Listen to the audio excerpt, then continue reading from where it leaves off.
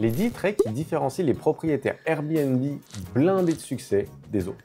Tu veux savoir pourquoi certains explosent leurs revenus sur Airbnb pendant que d'autres croulent sous les galères? Ce n'est pas une question de logement, c'est une question de posture, d'état d'esprit, de façon de gérer les coups durs et de construire du long terme. Et je vais te montrer les 10 traits mentaux qu'on retrouve systématiquement chez ceux qui cartonnent vraiment. Si tu me découvres dans cette vidéo, je m'appelle Gary, je suis cofondateur d'Albert. Depuis 3 ans, on gère plus de 8000 logements au quotidien.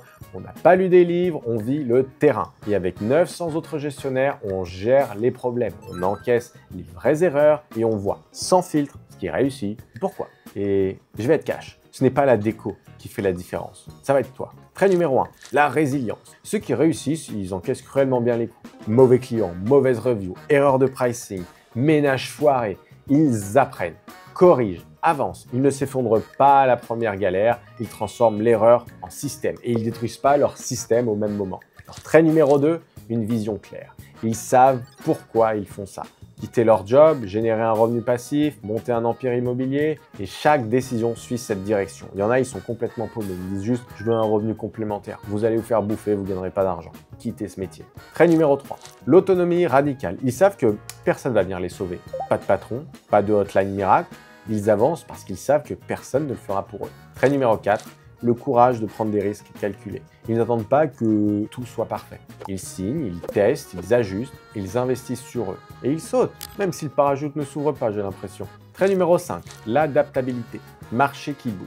Problème inattendu, ils pivotent, ajustent, testent autre chose. Pas besoin de comité ou d'autorisation. Ils bougent vite et bien. Trait numéro 6, la passion ou au moins l'intérêt sincère. Tu n'as pas besoin d'adorer chaque client. Mais si tu détestes les gens, fuis ce métier. Ceux qui performent aiment recevoir, optimiser, résoudre, sinon ils délèguent à ceux qui aiment. Trait numéro 7, le leadership même en solo. Tu veux grossir? Tu vas devoir gérer des prestataires. Nettoyage, maintenance, assistance. Et ça demande plus que de donner des ordres. Il faut inspirer, cadrer, motiver et gérer les émotions des gens. Trait numéro 8, l'obsession client. Tu veux de bons avis? Crée de bonnes expériences. Accueil, disponibilité, propreté, surprise.